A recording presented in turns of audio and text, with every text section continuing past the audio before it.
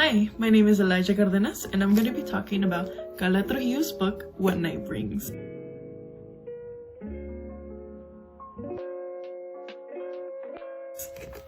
The story is set in 1960s California, and it follows our protagonist, Marcy Cruz.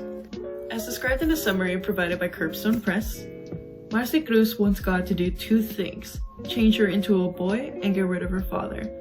What Night Brings is the unforgettable story of Marcy's struggle to find and maintain her identity against all odds, a perilous home, an incomprehensible church, and a largely indifferent world. The reader follows Marcy as she navigates conflict with her family and within her relationship with herself and God. Her father, Eery, is a textbook example of a machisto man, the kind of man that, wants to be constantly in control of everything in his household, has very sexist and patriarchal ideas. He wants a wife that serves him in his every desire, doting daughters that hang on to his every word, the kind of household where what he says is the law that they all must abide by, which obviously causes a lot of conflict because it's not an easy household to live under, and it's an even less easy one for a developing queer individual to grow up in.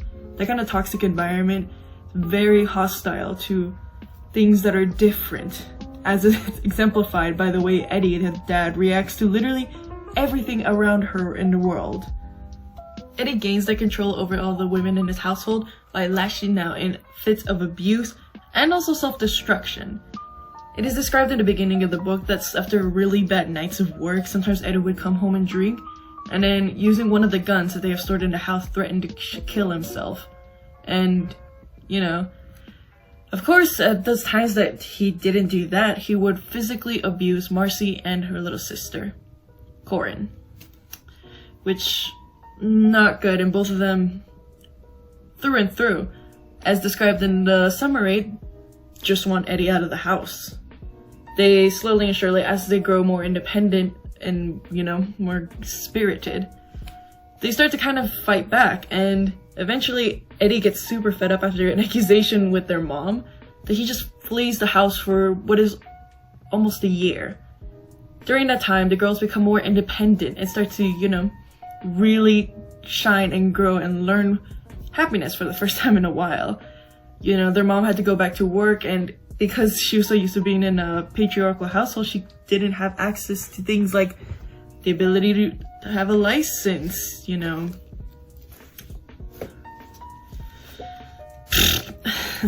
Okay.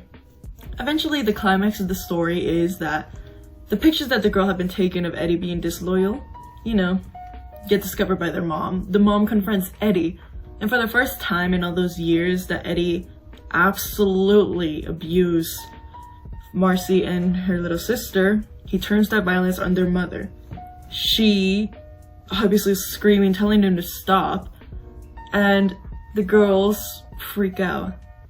Marcy is screaming and trying to throw him off their mother, and the little sister does what they fantasized about, what they thought about doing but never had the guts to do.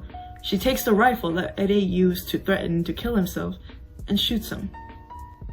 While the mother is tending to Eery and his wound, as well as the authorities who are very quickly on their way, the girls, knowing that their mom is never gonna let it go, she's never gonna let go of Eery, she's never gonna really take their side, run away with their grandmother in New Mexico. From there on, they try to start over. They both make friends, go to a new school, hang out with their grandmother, and learned how to be a real cabrona, a real strong woman. And the story ends with Marcy making a new friend who also likes girls.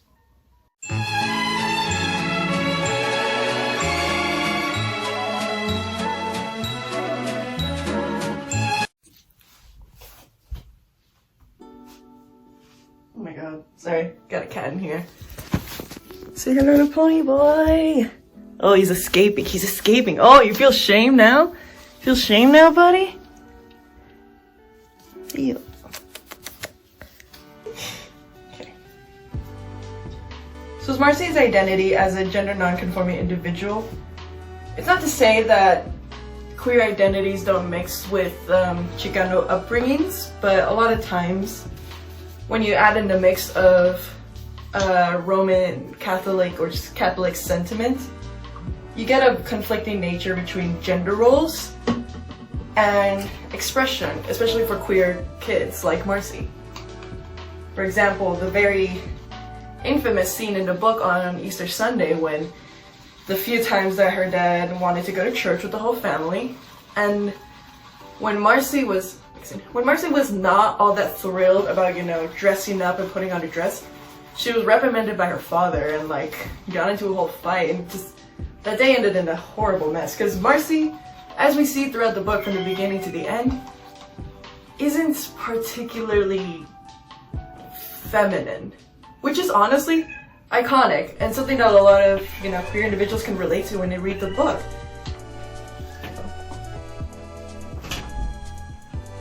You wanna come in?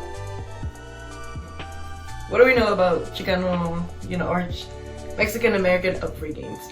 It's very much inspired by, you know, the ideals that our parents brought back with them from living in Mexico. So, you know, the ideas of machismo are very prominent in Chicano upbringing, especially if you add the flavor of, you know, religion. And Marcy's upbringing is no different from that. Her parents, even though, you know, aren't all that religious, they still very much wanted,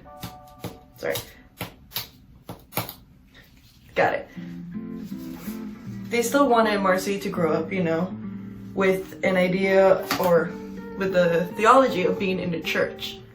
So, Marcy is the oldest of the two sisters, and her identity is argued within scholars, as we learned like in our class. You know, some say that Marcy is just a gender non-conforming lesbian, which is obviously a very real possibility. Or some people even read into Marcy being a non-binary individual or trans man. It's because what we know of Marcy is she wants to be a boy, but mostly for the pure purpose of being able to be with girls without any, you know, limitations set on her by society, without the whole stigma and danger that comes with, unfortunately, being an out lesbian, and specifically in conservative spaces, because as we know, lots of Mexican Americans are Catholic, and not all Mexican Americans are conservative, but a good chunk of them are conservative by nature of being Catholic, as shown in the studies that I'll put in the link below. I'm gonna start parting my hair. So what are the expectations set in a Mexican American household in terms of like upbringing? What are the things that are taught? I can mostly only speak from my experience, but from what I've discovered in talking with other Chicanos is that, you know, a lot of us experience very similar things. So, you know, unfortunately a thing that a lot of us experience is an obsession with image. Yeah, most everyone I know that's Mexican American has stories of, if you have older brothers, you know, your mom telling you to go serve your brothers when they're not doing anything. So like, you know, they could go up and fix their own plate. Why do I have to go do it for them? That's literally based on sexist ideals that are internalized within our community, unfortunately. And it's time to rinse.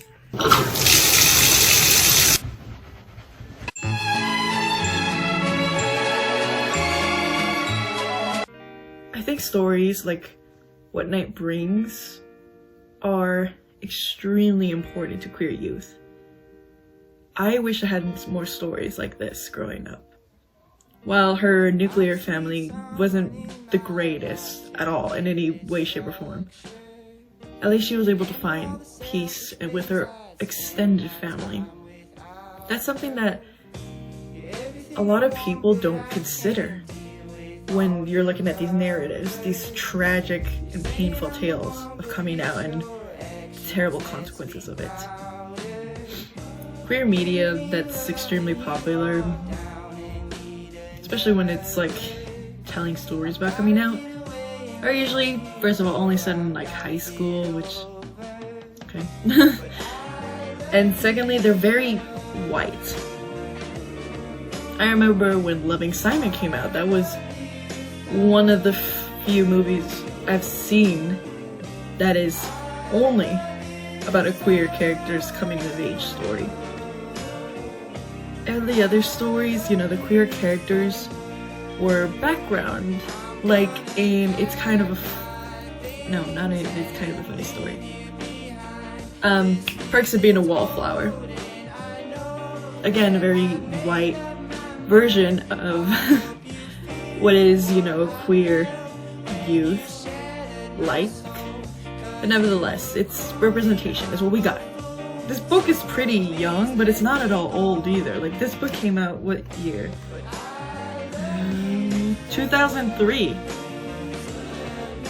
In 2003, what media that portrayed LGBT Mexican Americans or Chicanos or Hispanic individuals was out there? Very little. And most of the media that had queer individuals had them out there as the butt of a joke or a warning to others about homosexual deviance and how it's bad.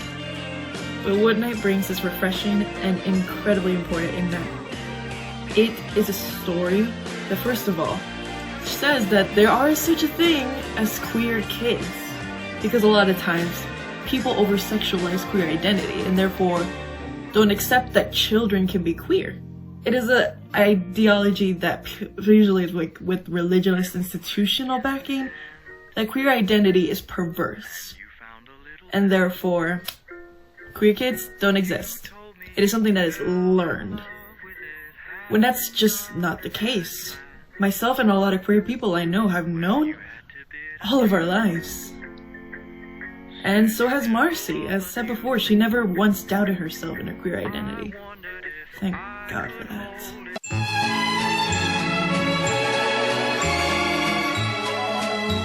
The story is beautifully written, riddled with examples of violence that we're all too familiar with in the Mexican American community, of either experiencing or hearing. And despite that, it's an incredible story that details, you know, what it's like to grow up as a Mexican American in the United States. Uncle Tommy at a lot of times was a safe place for herself and her little sister Corin. Whenever, you know, that Eddie just went way too rough on them, they would run away to Uncle Tommy's house. When they first got the pictures printed and needed to keep it somewhere safe, they lived there with Uncle Tommy. And Marcy, after basically making a statement that very much revealed that she obviously knew that Uncle Tommy was gay, she also somewhat opened up to him and kind of said, hey, we got secrets, I got secrets too. Queer kids statistically have very high rates of suicide, and thus that's why it's essential for queer kids to find queer elders or just adults that they could trust with their identity, which Marcy finds in her uncle, which I think is beautiful and so very rarely described in books about queer youth. Most stories about queer youth just have the agony and pain of being alone and in a closet. God forbid you're expulsed from it by force. The girls always found community in their family, which is beautiful and what I think is incredible about Mexican American culture. The emphasis and love for family doesn't have to be just the nuclear family, it could also be the extended one. Like the girls finding safety with Uncle Tommy and their grandmother Flor. I think it's something that makes this book unlike any other and why it makes this book so important of a read for any LGBT Chicanos.